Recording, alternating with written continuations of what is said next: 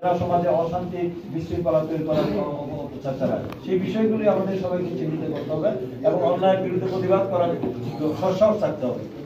শান্তি ও সম্প্রীতির বার্তা নিয়ে নরসিংদীতে আন্তঃধর্মীয় সংলাপ। নরসিংদী থেকে মেহেদী হাসানের তথ্য ভিডিও চিত্রে বিস্তারিত। সংঘাত নয়, শান্তি ও সম্প্রীতির বাংলাদেশ গড়ি স্লোগানে নরসিংদীর সদর পিস ফ্যাসিলিটেটর গ্রুপের পিএফজি উদ্যোগে আন্তঃধর্মীয় সংলাপ অনুষ্ঠিত হয়েছে।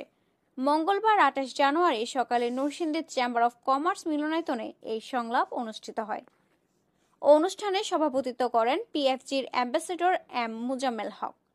উদ্বোধনী বক্তব্যে ডক্টর বদিউল আলম মজুমদার বলেন, বাংলাদেশ শান্তি সম্প্রীতির দেশ। ধর্মীয় ও রাজনৈতিক নেতৃবৃন্দের ঐক্যবদ্ধ প্রচেষ্টায় এই সম্প্রীতি বজায় রাখতে হবে।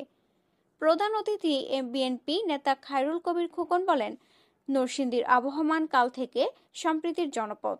এই ঐতিহ্য রক্ষা আমাদের দায়িত্ব।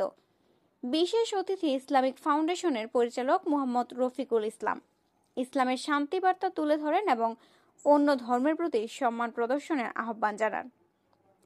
অনুষ্ঠানের বিভিন্ন ধর্মের ইমাম, পুরোহিত, সাংবাদিক এবং পিএফজির সদস্যরা সম্প্রীতির অভিযাত্রার অংশ নেন। অংশগ্রহণকারীরা উগ্রবাদ, জঙ্গিবাদ মুক্ত শান্তিপূর্ণ নরসিংদী গড়ার দৃঢ় প্রত্যয় ব্যক্ত করেন।